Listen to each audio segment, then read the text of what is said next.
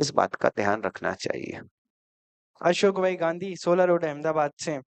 नमस्ते गुरुदेव। हमें अपना जन्मदिन कैसे मनाना चाहिए? बहुत बढ़िया।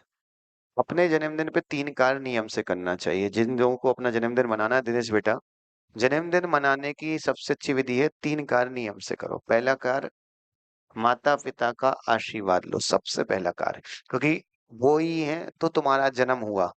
विश्वास है ना, तुम में आने की ताकत थी, अगर वो गर्भपात करा देते तो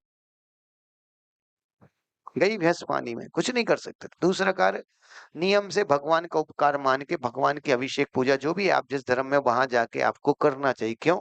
क्योंकि इसलिए कि भगवान की पूर्व में आपने भक्ति की, इसलिए आपको मनुष्य पर्याय बोलने सोचने की आंख कान मुंह पूरा शरीर मिला है। और तीसरा कार्य कि अगला जन्म मेरा अच्छा हो, इसलिए कोई ना कोई परोपकार का कार्य करना चाहिए।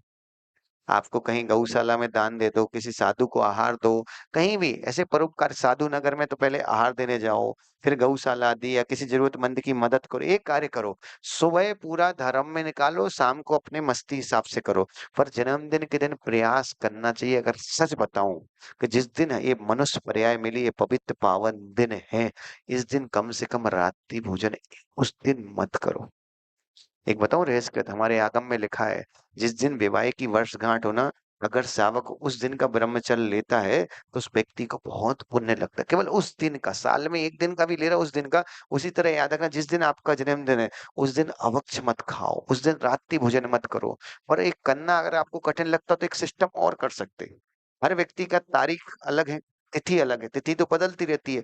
जिस तिथि को आपको जन्म हुआ उस तिथि को आप अपना धार्मिक जन्मदिन मनाओ, और तारीख वाले दिन अपना अधार्मिक मनाओ, चलेगा। पर तिथि, क्योंकि तिथि ही हमारे आगम में पिछले थे, तिथियों का ही महत्व है। तो उस दिन, जिस दिन ये पवित्र वो तिथि थी, जिस दिन तुम इस धरती पे आए हो, तुम्हें ये मनुष्य जाति में जन्म मिला, इतना पवित्र दिन है, तो उस दिन पाप मत करो। इतना नियम से काम करना चाहिए। जग